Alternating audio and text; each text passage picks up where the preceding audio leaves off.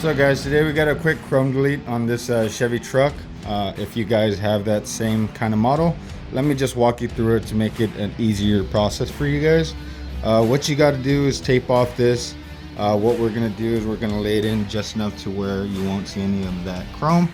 So just where the light touches pretty much, or if you want to trim it here, you have about 1/4 inch to 1/2 inch to tuck into that little recess right there. These we're going to be doing in another piece. We're going to be doing this piece first and then the rest of it. Since this kind of goes deep into the light, you're going to want to do this before anything else, because you can't really tuck it in unless you get that light off. And I think it's a pretty crazy process just to get that light off. I think you need to take the bumper off and stuff like that. For the top one, it really doesn't go in that much, so we're going to be doing that in one piece. Let me show you the back though. This is the part that everyone gets tripped up about. What you're gonna do is you're gonna go underneath these steppers, and there's gonna be 8 or 7 millimeter screw right here that you have to take off. That's not coming off without that being taken off, because it's held in right there. And then you just pop it off from pop this off right here actually. And this goes right here on the step. That's where you step. You're gonna unscrew that thing. It's gonna pop off, and it's holding it on right there. After that, there's gonna be a handful, like 5 of torque bits. So they're, let me see, they are what size?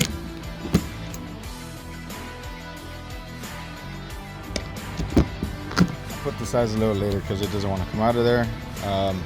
So you're just going to take off those, boom, boom, and then there's 3 on the top. Then you're going to have these pain in the butt clips on the very bottom, guys. Usually these are quite a pain in the butt, but I came up with a trick right here. You're going to want to try to get in between that. Put this in to the little slip that it's in. Get in between these. Let's see if I can show you real quick. Like, get in between that, and then you're gonna want to just twist and pop it up. Let me show you on the other side, and then you could do it yourselves. But let me set you up on tripod, and then we could get those done. All right, guys, let me buzz out these screws, and then we'll get to taking off the clips. Get to taking off those clips. So also, guys, this tool really comes in handy. I got this and the extended head for about $150 to $200. They aren't the fastest, but they are the strongest at 45 pounds, I believe. So these can break away a lot of nuts just by the force that it actually creates, not just like breaking it off. You could actually break it off with this.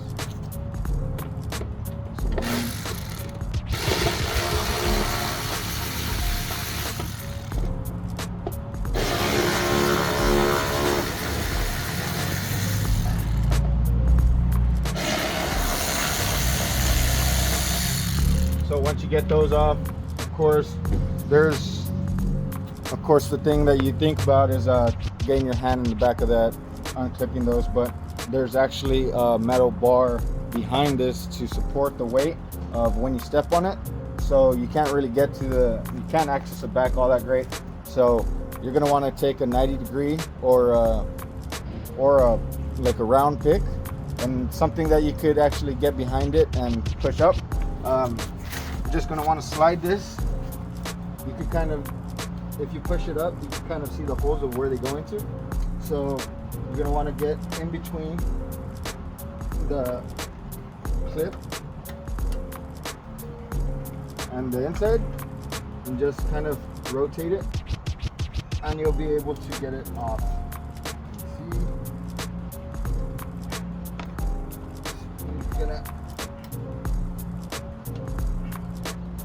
It's a little hard, but once you get it, guys, it comes off just like that. Just like that. It comes off super easily.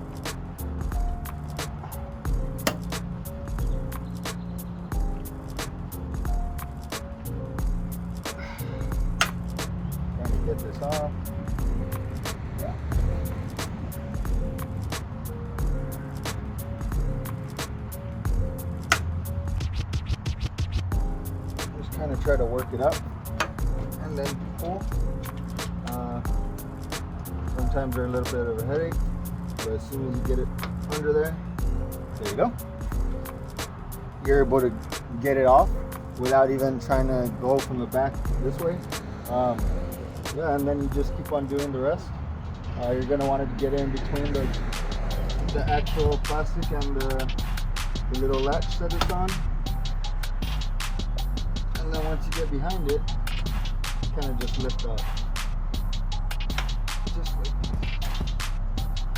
There you go. That's 2. And then one more. Where is it? Right here. Kind of just work it up. Work it from both sides. And you'll be able to get it out.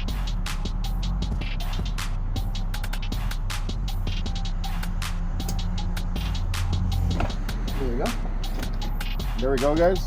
Just so you won't have to get behind all this, because if you do, you're gonna have to unbolt all this from the back end. Try to get as much clearance to get these out. But if you just put your pick in between these and just lift up, guys, you'll be able to get enough clearance to where you could just push it out without even damaging these clips. And these clips are the worst clips ever. They're always on Volkswagen, Audi bumpers. This is a quick way to get those unlatched and without damaging much or removing much. So that's another little technique to keep in your arsenal. And let's get everything cleaned up, guys, and we'll go from there.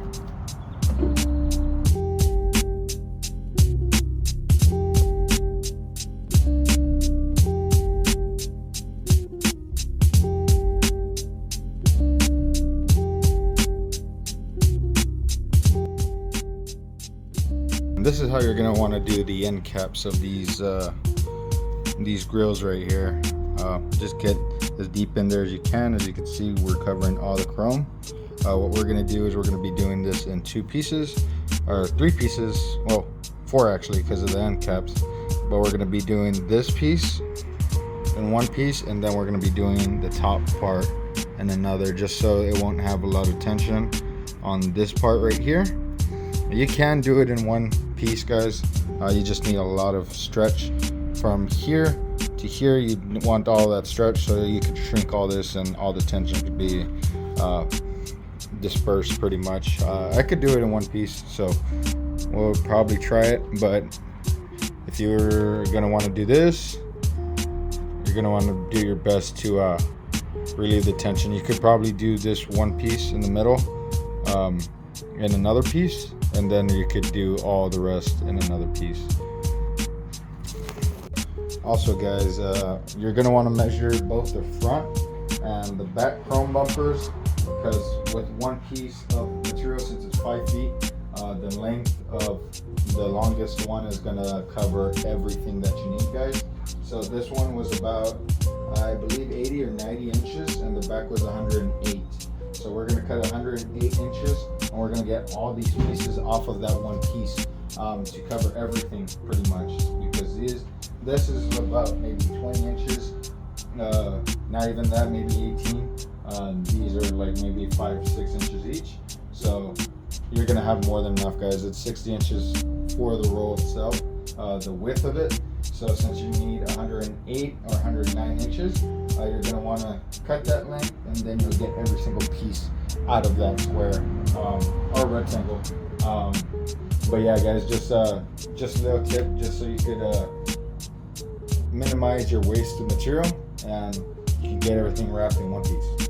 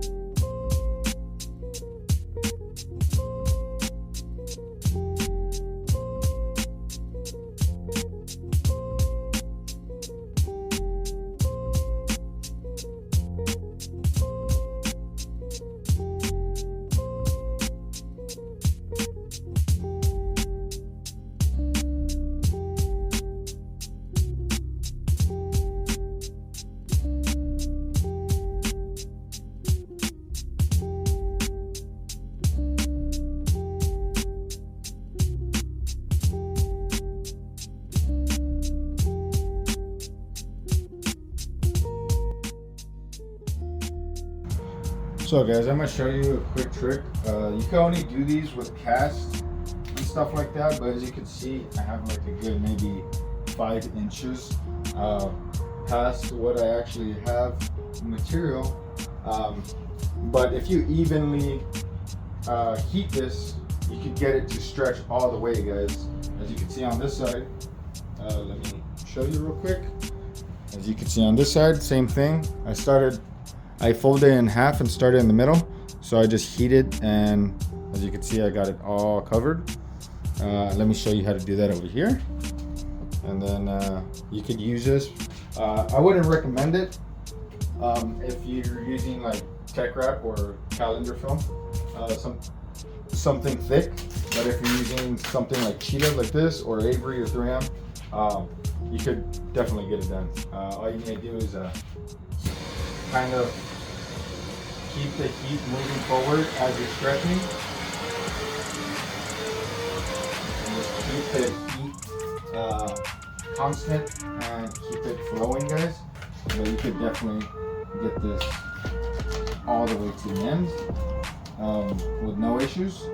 And since this is fairly thin, guys, even if you stretch it this much, you can feel it. And it's not elastic. It's not like in a lot of other cast films. You don't have that stretch back. As you can see, it's not dramatically tensioned. So this is fine as long as you post heat it, guys.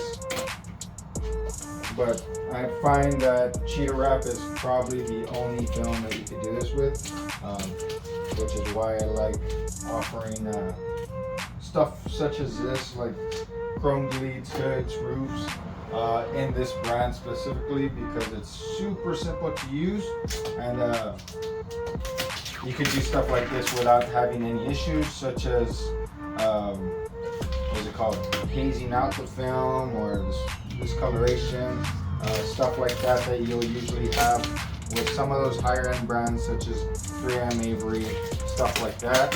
Now, like I said, as long as you keep the heat moving and constant at a certain angle or a certain direction, you could get this done fairly easily, guys. All you need to do is make sure you heat as you go, guys, so you won't be heating one area. If you do heat one area and you stretch from there, you will have discoloration issues, you will have pullback issues as well, because all the tension is in that one area.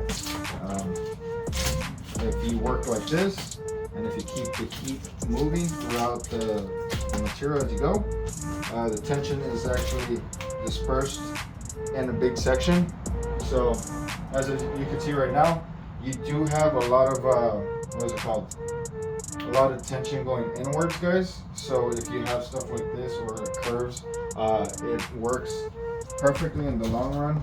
So if you need to shrink it, you can just pick it up, shrink it, and it'll go around whatever you're trying to get done. But yeah, like I said, only this material is what I would recommend doing this in. You could probably get it done in 3M Avery, but I wouldn't trust those materials. They're really bad, and defects and lifting throughout after your install is already done. They tend to lift if they have a lot of tension. This one, however, where you stick this one and post heat it, it will stay where you post heat it. I don't know why. Cheetah is just a really nice film to work with. I would say that they took the position of 3M and Avery in my garage. I'm not sure for a lot of other people.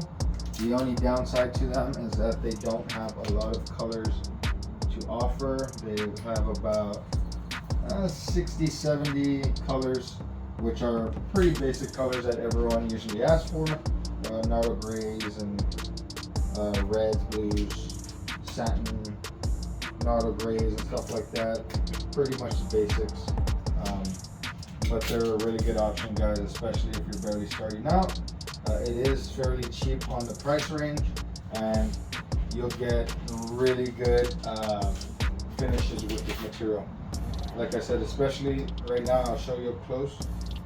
You saw how much I stretched it. Usually with a film like 3M or Avery, they'll probably start hazing out at this stretch. But this one stays golden, guys. This one really impresses me. Let me just stop myself right here, guys. I was just rambling on about companies and what I think about them throughout the years, but let's save that for another video. I really want to put out a video of what I think about how the whole market is moving right now and what brands are the best that I think have, and I've been using, how their life kind of changed throughout the years and how I've been seeing what really works the best. I'll be putting a video up of that in the next couple weeks, really in depth on what I think about the company and the market, how it is nowadays. But let's speed this up, and I hope you enjoy the rest of the video. Here you go. Let me get you a close-up before my phone dies. There you go. And as you can see, it does not haze out, guys, through the differences of stretching. So it looks exactly like this one. As you can see, that and this is already wrapped. As you can see, it's consistent through the clarity. Alright, guys, let me get the bumper pieces cut out, and then we'll go from there. Cool, guys. Now we got everything cut out. As you can see, I don't know if you can see. Yeah, but as you can see, I do have a rack, so all I do is lay my magnetic tape measure on the side, and then pull out as much as I need, and then cut it out from there. I did cut 18 inches for the front bumper, just enough so I could get all the way to the top and to the bottom of this bumper, and then the rest of it is going to be used for the back. You're only going to need about same amount, about 18-20 inches for the back, but if you mess up, you have enough to do it twice. Usually what you're left over with, you could always keep for scraps, guys. You could, especially since it's this long, it'll come in handy to do the door pillars or chrome trims or anything pretty much. But that is pretty long, especially if you have another truck. You have that laying around, and you could use that for another truck as well. Pretty much all truck bumpers are around the same size, so I guarantee that that will probably fit a lot of other truck bumpers. The good thing about working on chrome bumpers, guys, is that they are magnetic, which is great. A lot of the newer trucks are all chrome. They're all aluminum out, so it's really hard to get a magnet to stick on any of the newer trucks. So just that itself alone is awesome to see. What you're going to want to do is wipe down everything around you, especially the part that you're not going to do. You're going to want to blow it off, guys. As I can see right here that the bumper is kind of not really stuck on there, but all around, guys, just in case.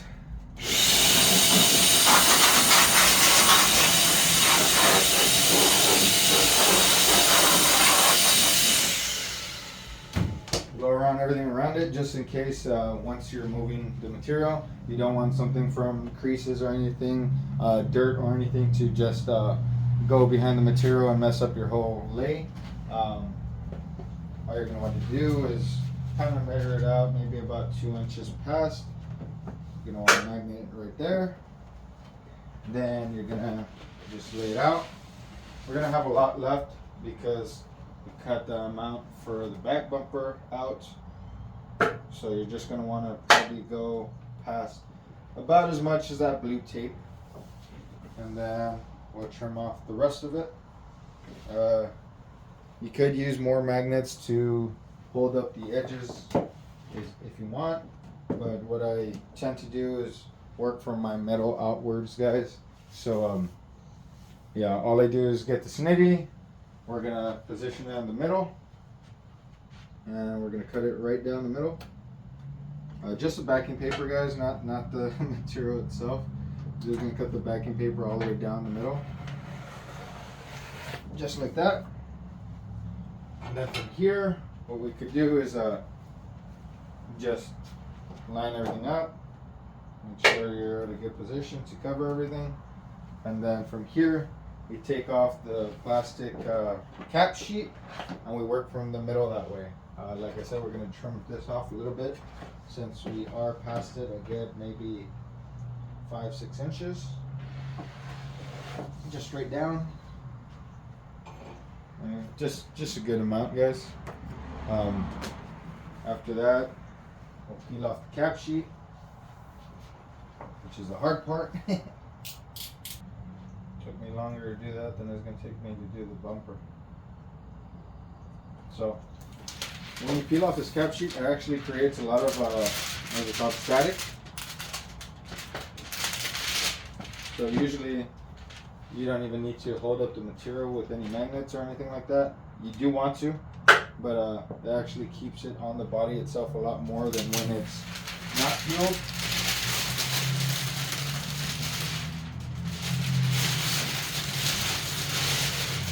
There we go. Just like that, guys, you're ready to peel it and place it where you want to. And since this stuff is really highly repositionable, you really don't have to get it right on the first time. You just pretty much get into the general area you want it to lay on. So from here, I roll over the material and we're just gonna gently place it where it wants to be. You could do this, like I said, you could squeegee it down in the middle, just like this. Just a little section, just so you could have something to pull against. But as far as that goes, that's all you're gonna want to do. You're gonna want to keep this with one hand. You're gonna want to keep your material straight, so it'll lay where you want it, and you just create some tension to one side.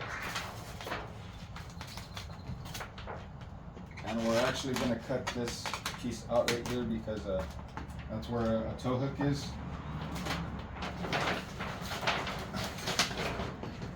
There we go.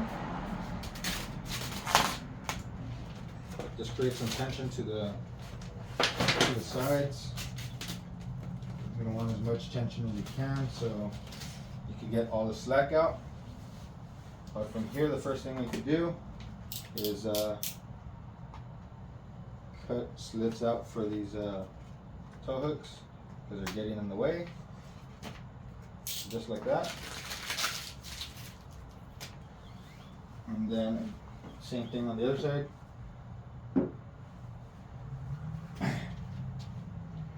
Same thing on the other side, guys. You just want to keep the tension while you peel off that backing, and then from there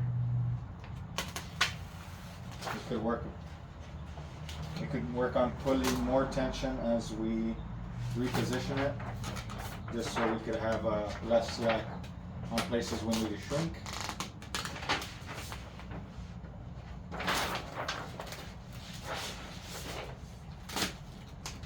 So just like that.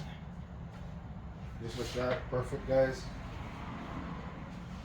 So we just cut these out.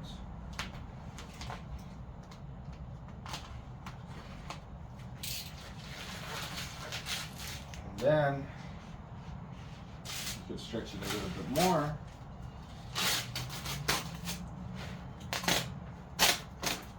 As you can see, guys, this stuff is really repositionable, guys. You won't have any issues picking this back up as long as you don't heat and put pressure on it. This is a heat and pressure sensitive film, so as long as you don't heat and put pressure on it, you will have no issues repositioning it. And when you get fingers like this going sideways, all you need to do is put some tension up and down. And just like that, guys, we got most of the metal of the bumper already done. But as I said, we're going to want to put some good amount of tension, especially right here, from here to about right here. We're going to want to stretch it so we could work around this curved edge and it could shrink down. Other than that, everything else, with just minimal tension, you could get all this shrunk down and laid out how you need it. Just like that.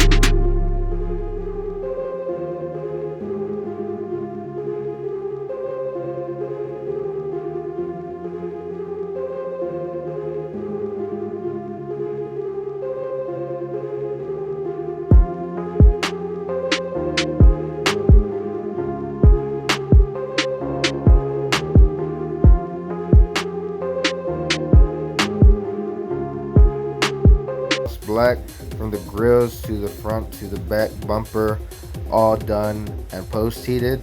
The customer really loved it. It changed the whole color of this truck, or the whole character of this truck, and it looks a lot meaner than what it did before.